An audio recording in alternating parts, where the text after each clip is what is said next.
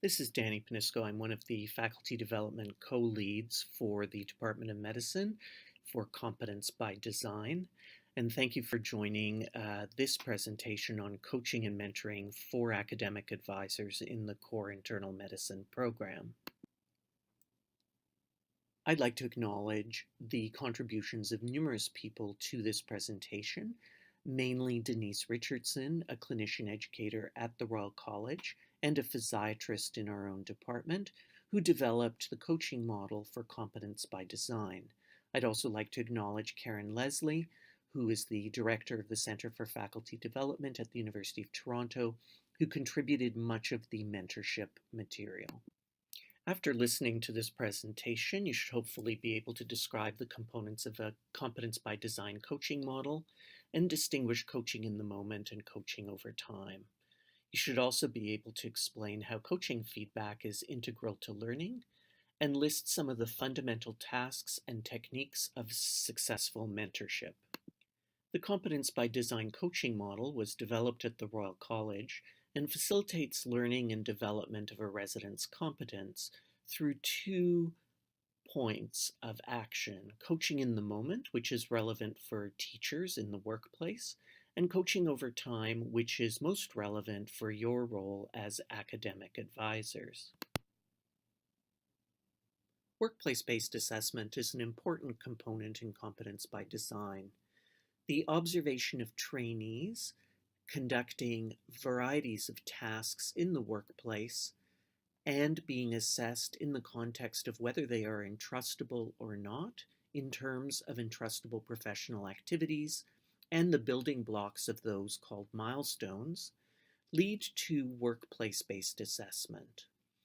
While the emphasis has been on assessment, we should also strongly consider this process as workplace-based learning. And the whole philosophy of Competence by Design is to make these observations in the workplace to give trainees coaching and feedback so that they can improve as part of a growth mindset. The numerous assessments that take place will make their way to an electronic portfolio, and you as academic advisors will have access to this with your trainees. You'll be able to conduct further coaching at that point in time and also then pass information and reports onto the competence committee of the program. And these groups of people make decisions about whether the trainees progress in the program. Competence by Design will require a culture change, a paradigm shift in our thinking. We're used to the concept of summative assessments, which are high stakes and happen at the end of the learning process.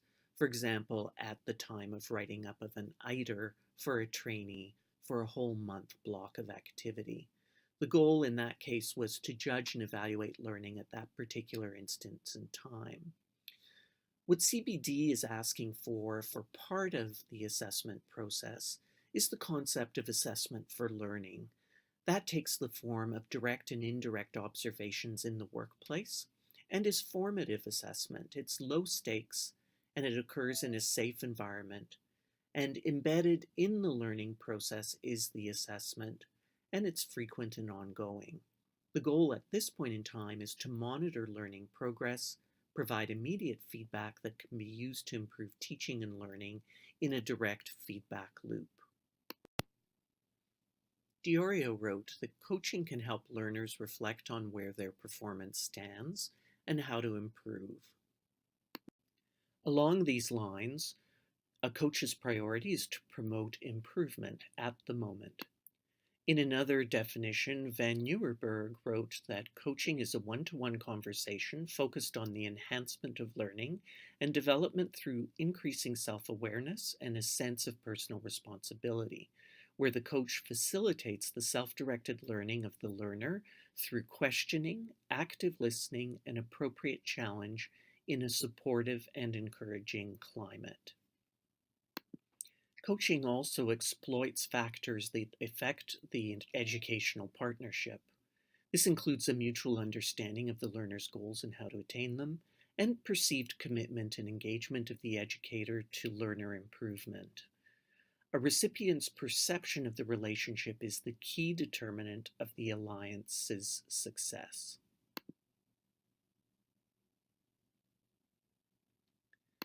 This is particularly important for you to consider as an academic advisor and as you embark on a longitudinal relationship with your group of trainees. It becomes particularly important as we consider a series of stages of a coaching model that was developed at the Royal College and which begins with an initial conversation. In that first meeting, it will be important to develop rapport. You can employ techniques to create a safe learning environment and form an educational partnership where the growth mindset is key. It's important to be explicit about the part of the clinician's role as a learning coach.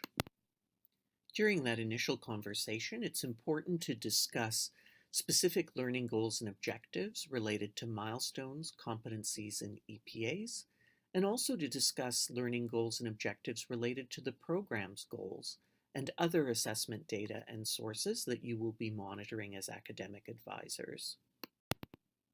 Coaching in the moment is performed by teachers in the workplace, and as academic advisors, you'll be monitoring the results of this activity. Coaching in the moment is workplace-based, and it occurs in a clinical environment, whether that's a clinic, an inpatient ward, a consult service, or a simulated environment, such as a sim lab. It's a key component of workplace-based learning. It's part of normal learning activity, and as academic advisors, you'll be stressing the culture change that this is a normal concept and that assessments will be low stakes and frequent and will take place in the context of workplace-based learning. From the teacher's perspective, these activities have to be timely and efficient, and in the context of you as an academic advisor, these will all provide guidance for improvement for our trainees. We have now gone through several sections of the Competence by Design coaching model developed at the Royal College, termed RxOCD. We've discussed rapport and expectations. Observation in the workplace can be direct, and this is particularly important for teachers in the workplace. It's what happens when a clinician watches a resident or other trainee doing their work in real time or asynchronously, for example, occasionally on videotape. Indirect observation certainly also is relevant for teachers in the workplace. In this context, they review products of the resident's work, like clinical notes, an admission note, a presentation, or a written reflection. Indirect observation is obviously completely relevant for academic advisors in their role, as they will review with their trainees a variety of observations.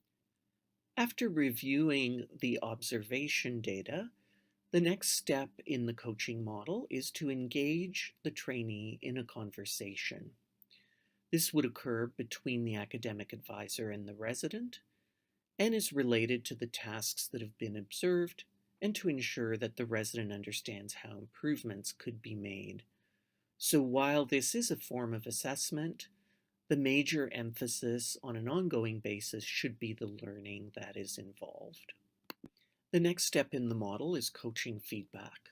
This is particularly relevant for both teachers in the workplace and academic advisors. When a teacher observes a resident, either directly or indirectly in the workplace, they can then provide feedback on that observation. That feedback becomes coaching when the teacher and the trainee engage in action planning. That is, they develop actionable suggestions for improvement. The academic advisor, of course, will also be able to participate in coaching feedback, and their observations will be coming indirectly by reviewing all of the data that has been accumulated for the trainee by the variety of teachers in the workplace who are submitting formative assessments on EPAs and milestones. Documentation is the last part of the coaching model. Recording a summary of feedback and actionable suggestions for improvement that were given is essential and is one of the tasks for the teachers in the workplace. While not every coaching interaction is documented, a representative sample during the clinical time in question is needed. It's important to document outlier performances because they could be rare but important. These summaries will become very important for academic advisors to monitor with their trainees as they will form the basis of further coaching and action planning. While the concept of coaching in the moment is vital for teachers in the workplace, coaching over time is the primary role for academic advisors in the core internal medicine program. Consider it as another educational partnership or alliance, and it should be a prosperous, longitudinal relationship between the clinician and the learners. In this model, the learners also have a great responsibility for reviewing observation data and setting learning goals with the academic advisor. There are two goals for coaching over time. One is to guide residents in their clinical performance and to help synthesize the multiple types of observation data that they have received. The second is to facilitate learner development of skills in self-regulated learning by engaging the learner in the process of guided self-assessment. So here the academic advisor should help the learner to set learning goals, process feedback and observation data related to those goals, establish or revise new learning goals in response to their progress or other data, and facilitate action planning to achieve these goals. They should also monitor progress towards goal achievement with the learner. At all times, it's important to realize that assessment data can only provide snippets of information and small lenses with regard to the overall picture of competence for a trainee. That's why, in addition to the data that comes in from workplace-based assessment of EPAs and milestones, even when enhanced through learning analytics, it's only a smaller part of the puzzle. There will also be ITARs, in-training assessment reports. Also, the program offers in-training OSCEs, in-training exams like the American College of Physicians multiple choice exam, research projects and presentations, and reports from the trainees' teaching and other scholarly activity. There may also be other components to the assessment data that is compiled for a trainee. As learning takes place in the workplace and assessment data is progressively collected, the coaches, i.e. the academic advisors such as yourselves, will help to develop the trainee. It is the competence committees, however, who make decisions on overall progress of the trainee in stages in the program. Another important role of the academic advisor is that of mentorship. We are going to have a few concepts about this topic. We're going to define it and outline its critical elements. We're going to list the qualities of a good mentor, and we're going to go through the stages and key elements of the mentoring relationship. A definition of mentorship in the context of professional practice and development is a relationship where an individual, a mentor, takes a special interest in helping another person, the mentee, develop into a successful professional. What are the critical elements in mentoring? Galbraith and Maslin wrote that the ideal mentoring relationship can be characterized as a series of mentor-mentee dialogues, noted for collaborative critical thinking and planning, mutual participation in specific goal setting and decision making, shared evaluation regarding the results of actions, and joint reflection on the worth of areas identified for progress. So each of these important concepts is highlighted in blue. So series implies longitudinality of the relationship. The words collaborative and mutual participation and shared and joint reflection all really reflect that mentorship is a two-way street. This is a very busy slide which provides you with more detail on mentorship and the mentoring relationship. Have a look if you're interested in further information on this topic. From the medical education literature, several qualities of a good mentor have been identified. They are respected for their personal and professional integrity. They're capable of establishing relationships based on mutual trust and respect. They're empathic, enthusiastic, and supportive. And they're available and accessible. It's important to understand the stages of a mentoring relationship, and two separate authors have delineated relatively parallel concepts. Negotiating the relationship is one of the early stages and will require some work between the mentor and the mentee. The relationship will need well-defined goals and also criteria for success and measurement of that success. Mutual responsibilities need to be delineated as well as accountability, and both the mentor and mentee should anticipate stumbling blocks in the relationship and consider protocols or techniques to address those stumbling blocks. The mentoring agreement that is developed should be consensual, even if it is informal, and there should be a work plan for achieving learning goals for both parties. Several key elements of mentoring relationships have also been delineated in the medical education literature. Obviously, listening is an important two-way street, and both mentor and mentee need to take the time to listen to each other and learn each other's perspectives. Reflective practice is important for both parties, and the delivery of feedback has been discussed fairly extensively in the coaching section of this presentation. Pololi has developed a visual picture that really nicely illustrates the concepts of support and challenge in the mentoring relationship, and this will be illustrated in a diagram on the next slide. It is best if a mentor can provide their mentee with both support and challenge. If these are both low, stasis occurs. However, if the mentor provides a high level of challenge without much support, their mentee might actually retreat and regress.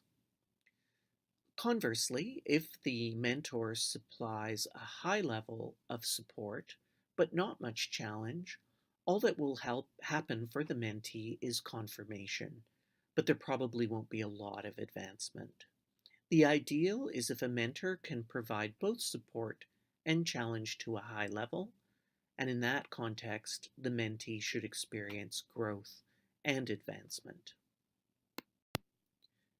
This slide offers some quotes that illustrate the different categories of varying amounts of support and challenge that a mentor may offer a trainee, and provide some generalizations about the characteristics of these four quadrants of this varying relationship. In summary, then, we've talked a bit about resident learning and development and educational partnerships, and the fact that assessment in competence by design is ideally largely for the purpose of learning. We've talked about coaching feedback for improvement, coaching in the moment, and coaching over time. We've offered a model developed at the Royal College called RxOCD, which is applicable to both coaching in the moment and coaching over time. Coaching in the moment consists of multiple low-stakes observations that take place in the workplace by clinicians who work with trainees in that environment. Coaching over time is largely represented by your role as an academic advisor in the core internal medicine program. This will guide resident progression over time. It will facilitate lifelong learning skills and hopefully a mentorship relationship will develop between you and your trainees. The next slide offers some references if you want to do further reading on some of the topics presented in this slideshow. Thanks for watching.